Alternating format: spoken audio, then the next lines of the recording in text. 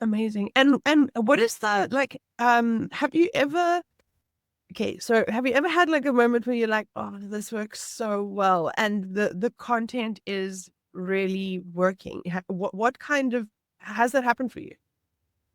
Yeah, I think, and this is maybe not exactly the answer you were thinking of, but I really want to bring it in here because I think these moments happen a lot more when you have the right tool.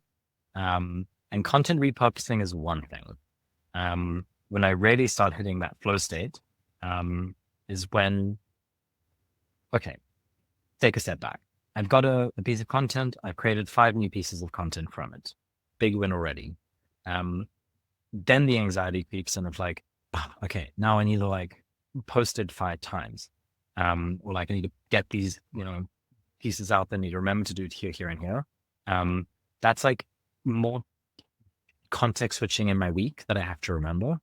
Um, and I I think the irritating thing about doing it that way is you've added this like separation of time between each of those posts. And I'm sure it works for some people and doesn't work for other people. It doesn't work for me. I'd like that part of the process to all happen at one point. Because then I'm like building on the posts one after the other. I don't have to think, what did I post 2 days ago? Did it like what did I write? What hashtags did I use? What did I like? How did I frame it? And that's why Buffer has been super useful for me. It's a post scheduling tool. It's a free version. There's a free version where you can do 3 profiles. I don't need more than 3. I think most people don't. You can essentially do your personal LinkedIn, your company LinkedIn, and your Instagram if you have that. I've got my 2 Blue Sky accounts and my LinkedIn profile, my personal one. But the power in that is I can basically plan between 1 and 2 weeks of content. I can visualize like this goes out on Monday, this goes out on Wednesday. Uh, I'm, oh yeah, so I've got that like Scrappy Systems webinar on Thursday, so I can post something in the morning. And I've got all of that thinking and all of that conceptualizing, visualizing of like what happens when with this piece of content. And I can almost like build a narrative in one go and not have to context switch throughout the week or through over 2 weeks to do it. And that's like a 2 hour scheduling of like 2 hour block on my Monday or 2 hour block on my Friday.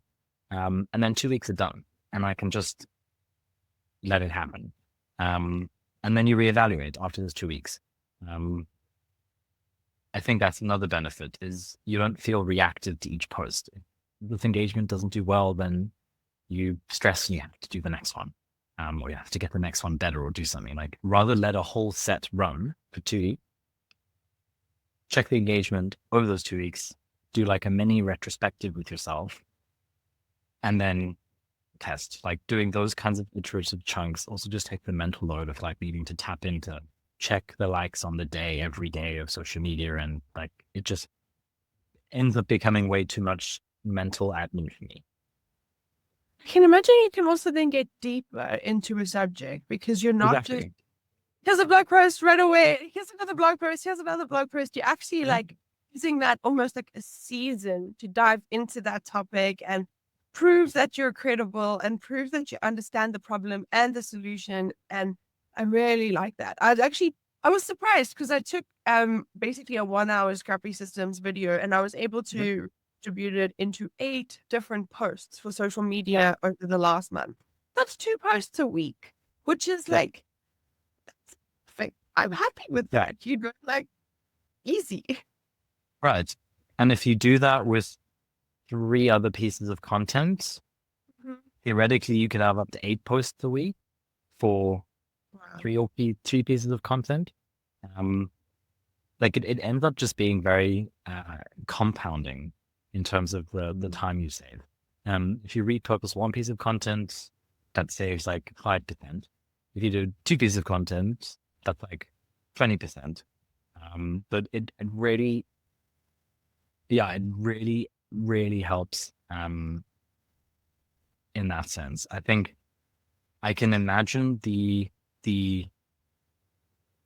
pushback or the difficulty is cool, but I still need content, right? So I think like you need the initial piece of content to do the content repurposing.